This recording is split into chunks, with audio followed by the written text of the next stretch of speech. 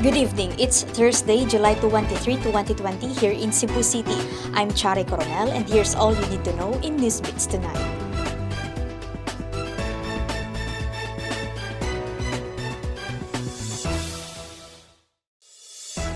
The drive-through and walk-through free swab test of Vicente Sotto Memorial Medical Center will be operational starting tomorrow. This is the first of its kind outside Metro Manila. However, an online registration is needed before getting tested. Here's Kenneth Torres for the details. The Vicente Sotto Memorial Medical Center will be launching its drive-through and walk-through free swab test tomorrow. This is a program of the SWAB National Laboratory in the first of its kind outside Metro Manila. However, those who want to be tested will have to register online to be scheduled for an appointment. On its Facebook post, VSMMC says the result will be released after 4 days and will be sent through the patient's email address. The local government unit where the patient resides will also be given a copy for contact tracing in case the patient yielded positive result. The drive-through or walk-through swab test is open from 9 a.m. to 3 p.m., where its entry and exit point is along P. Rodriguez Street. The VSMMC drive-through PCR test is the second free swab test in the city, next to the Bayanihan Swabbing Center located at the IEC Field Center. Kenneth Torres, Newsbits Tonight. The Cebu City government will provide a temporary shelter for the watchers of patients admitted at the Vicente Sotto Memorial Medical Center. City Councilor Dave Tumulak says currently the 222 watchers are staying at the Fuentes Mena Circle. 26 of them are from Cebu City, while the 196 are from the province.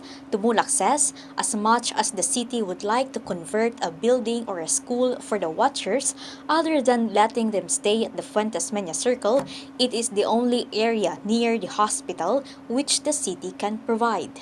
The city government will also implement an ID system which will be issued by the VSMMC at the Fuente Circle to ensure only authorized watchers will be staying in the area. One watcher per patient policy will be implemented to limit the people being exposed at the hospital.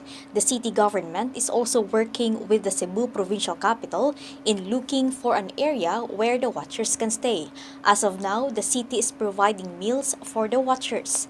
VSMMC implemented the No Watcher and Visitors policy on June 9 as a preventive measure against COVID-19. However, this does not apply to watchers of pediatric and renal patients. Some residents of Barangay Sapangdako in Cebu City conducted a signature campaign against the construction of a cemetery for COVID mortalities in the area. Sapangdako Barangay Captain Jovi Lagrasso says some of his constituents are not in favor on the city government's move to build the Cebu City Botanical Garden Cemetery in their village. The residents expressed their concern that the construction of the cemetery would contaminate their water source.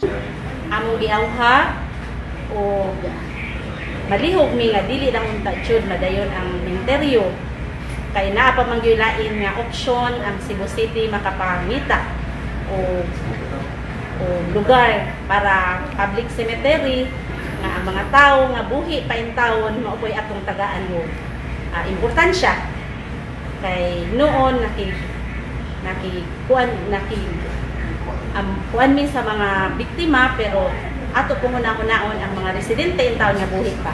Last July 17, 103 residents who attended the public hearing with officials of the Cebu City government and the Department of Environment and Natural Resources Central Visayas have agreed to the proposal to build a public cemetery in a 2-hectare property situated in the village. Lagrasso earlier said he has no problem on the construction of the cemetery as they would benefit from it since there are no nearby public cemeteries in the city's hinterlands. The city government initially planned to build the cemetery in Barangay Guba. However, it did not push through due to environmental concerns.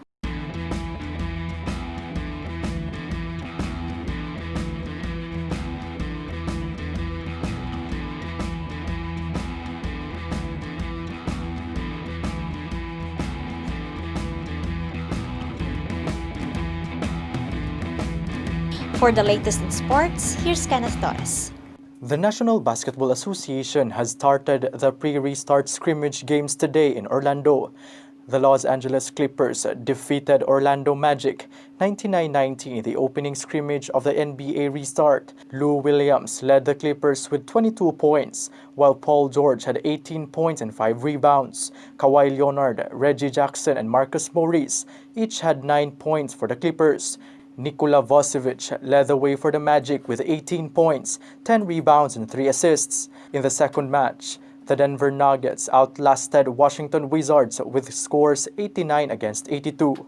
With 6 minutes remaining in the game, the two teams were tied at 68 points. The Nuggets then put the game away with 21-14 run.